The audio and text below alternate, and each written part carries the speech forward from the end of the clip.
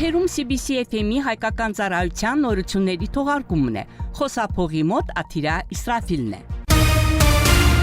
Ադրբեջանի նախագահ Իլհամ Ալիևը ցավակցական ուղերձ է հղել Թուրքիայի նախագահ Ռեջեփ Թայիփ Էրդողանին։ Այս մասին տեղեկատվությունը զետեղված է Ադրբեջանի ղեկավարի պաշտոնական կայքում։ Հարգելի պարոն նախագահ, սիրելի եղբայր, մենք խորապես ցնցված ենք Գանջայից օդ բարձրացած Թուրքիայի ռազմաօդային ուժերի ռազմատրանսպորտային օդանավի Վրաստանի տարածքում կործանման հետևանքով զինծառայողների մահվան լուրից։ Այս դժվարին պահին կիսելով ձեր վիշտը Ադրբեջանի ժողովրդի եւ անձամբ իմ անունից խորին ցավակցություն եմ հայտնում ձեզ, զոհվածների ընտանիքներին եւ մերձավորներին, ինչպես նաեւ Թուրքիայի եղբայրական ժողովրդին։ Թող Ալլահը լուսավորի նրանց հոգիները, ասվում է նամակում։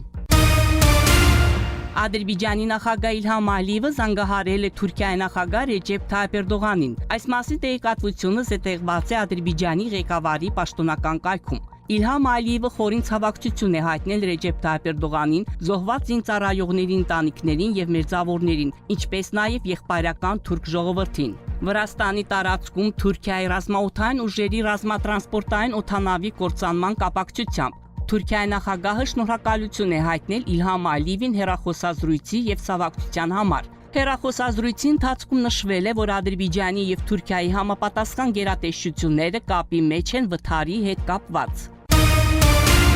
Ադրբեջանի արտաքին գործերի նախարարությունը ցավակցություն է հայտնել Թուրքիայի ռազմաօդային ուժերի օդանավի կործանման կապակցությամբ։ Նախարարության X սոցիալական ցանցի էջում զետեղված գրառման մեջ ասվում է. Վրաստանում Ադրբեջանից մեկնող եղբայրական Թուրքիային պատկանող J130 ռազմատրանսպորտային օդանավի կործանման լուրը խորապես ցնցեց մեզ։ Այս ծանր կորստի կապակցությամբ մենք մեր անկեղծ ցավակցություն ենք հայտնում Թուրքիայի զինված ուժերին, զոհվածների ընտանիքներին եւ ողջ եղբայրական թուրք ժողովրդին։ Ադրբեջանը միշտ կանգնած է եղբայրական Թուրքիայի կողքին։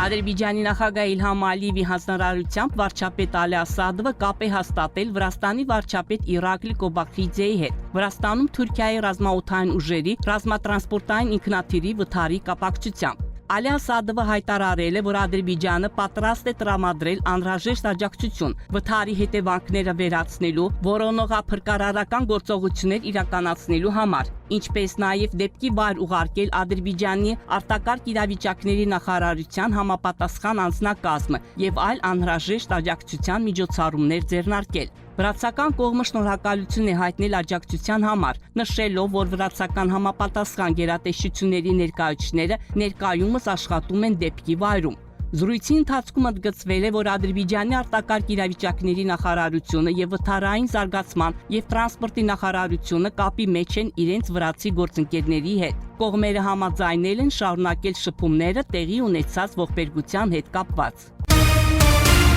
Նոյեմբերի 12-ին Ադրբեջանում նշվում է Սահմանադրության օրը։ Անկախ Ադրբեջանի առաջին սահմանադրությունն ընդունվել է 1995 թվականի նոյեմբերի 12-ին։ Անկախ Ադրբեջանի առաջին սահմանադրության ընդունման հարցում մեծ վաստակ ունի համազգային առաջնորդ Հեյդար Ալիևը։ Նրա ղեկավարությամբ ստեղծվել է հատուկ հանձնաժողով, իսկ փաստաթղթի նախագիծը դրվել է համաժողովրդական քննարկման։ 1995 թվականին սահմանադրության հաստատումից հետո ամեն տարի նոյեմբերի 12-ն Ադրբեջանում նշվում է որպես սահմանադրության օր։ Այս տարի սահմանադրության օրը 5-րդ անգամ նշվում է Ադրբեջանի օկուպացիայից ազատագրված հողերում։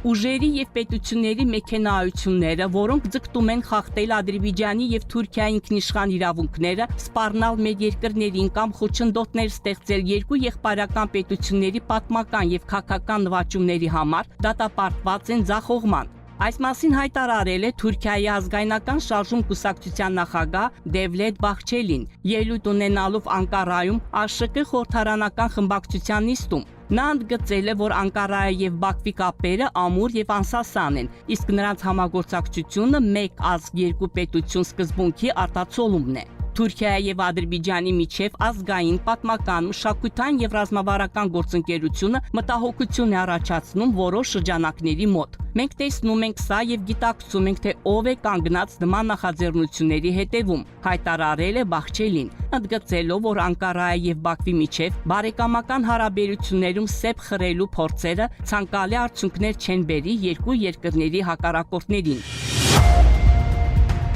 Իսկ այժմ եղանակի մասին։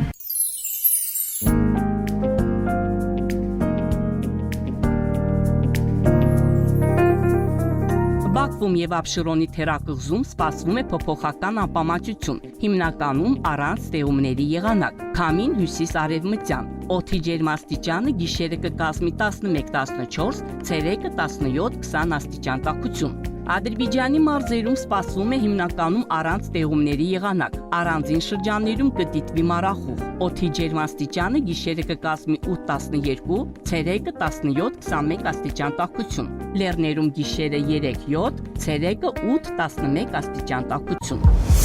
102.7 FM